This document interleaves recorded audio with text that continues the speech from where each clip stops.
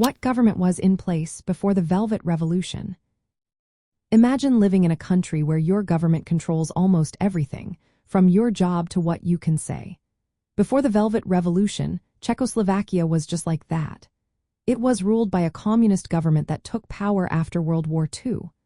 The Communist Party of Czechoslovakia, or KSC, gained control in 1948. After that, they held a monopoly on politics, meaning no other parties could really compete.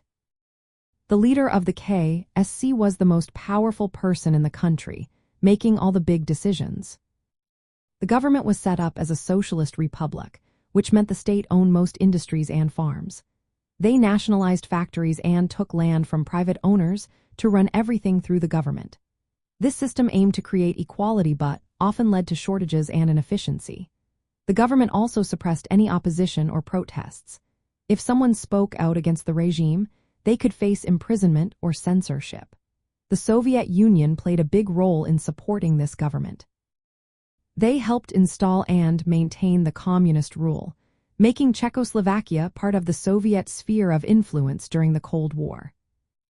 In the 1960s, there was a brief moment of hope called the Prague Spring. Alexander Dubček led reforms to make socialism more humane. He wanted more freedom of speech and some participation from non-communists. But this change was short-lived.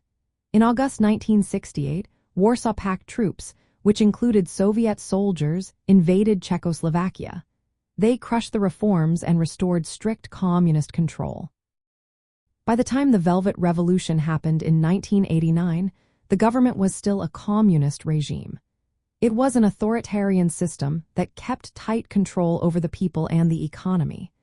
The revolution marked the end of this government and a move toward democracy.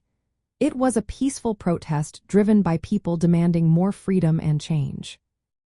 The fall of the communist government was a turning point, showing how the failures of centralized, authoritarian socialism could lead to popular uprisings.